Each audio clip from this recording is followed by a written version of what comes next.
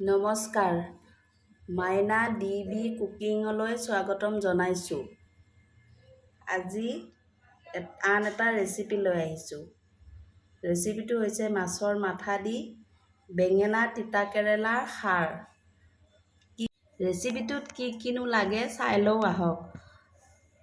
এই মাছৰ মাথা এটা লৈছোঁ, অলপ কলাখাৰ 3 চামুচমান হ'ব কলাখাৰ লৈছোঁ, আৰু 3-4টামান তিতাকেৰেলা কাটি লৈছোঁ, কেইটামান জলকীয়া ফালি লৈছোঁ, আৰু এটা বেঙেনা এনেকৈ সৰু সৰুকৈ কাটি লৈছোঁ।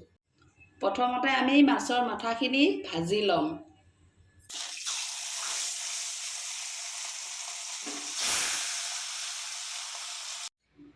এতিয়া আমি ইয়াতে মাছৰ মাথা ভাজাৰ তেলখিনিতে আমি এতিয়া বেঙেনাখিনি আৰু তিতাখিনি দি দিম।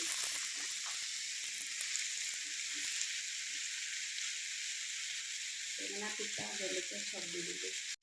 এতিয়া গোটেইখিনি ভালকৈ লাৰি ল'ম। অলপ সময় এনেকৈ লৰাৰ পিছত আপোনালোকে খাৰখিনি দি দিব।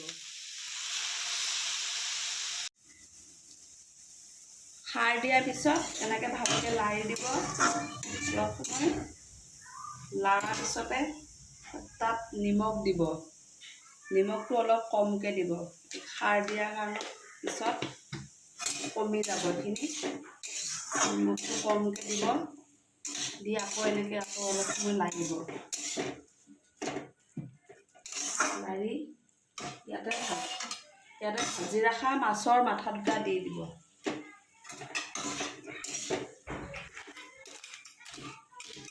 এনেকৈ অলপ ভাঙি দিব মাছৰ মাথাখিনি।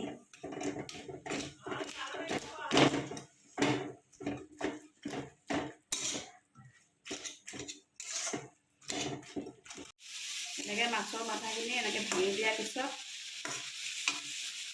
জুইটো অলপ মিডিয়াম কৰি অলপ সময়ৰ কাৰণে ঢাকি দিম। এতিয়া আমি এবাৰ ঢাকাটো আমাৰ বেঙেনা ধুনীয়াকৈ গলি গৈছে, সিজি গৈছে।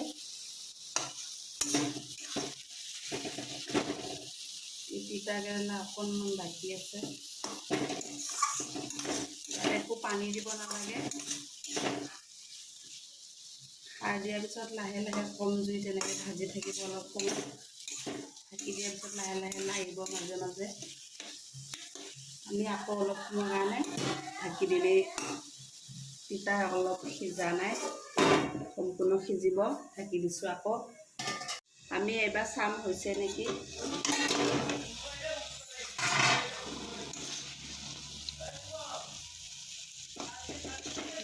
আমাৰ হৈ গৈছে, ধুনীয়াকৈ তিতাও সিজি গৈছে, ধুনীয়াকৈ মিহলি হৈ গৈছে গোটেইখিনি। এতিয়া আমি নমাই ল'ম। এয়া আমাৰ মাছৰ মূৰ তিতাকেৰেলা বেঙেনাৰ খাৰ ৰেডি হৈ গৈছে। এনেকৈ আপোনালোকেও বনাই খাব, আৰু ভিডিঅ'টো প্ৰথমৰ পৰা শেষলৈ চাব।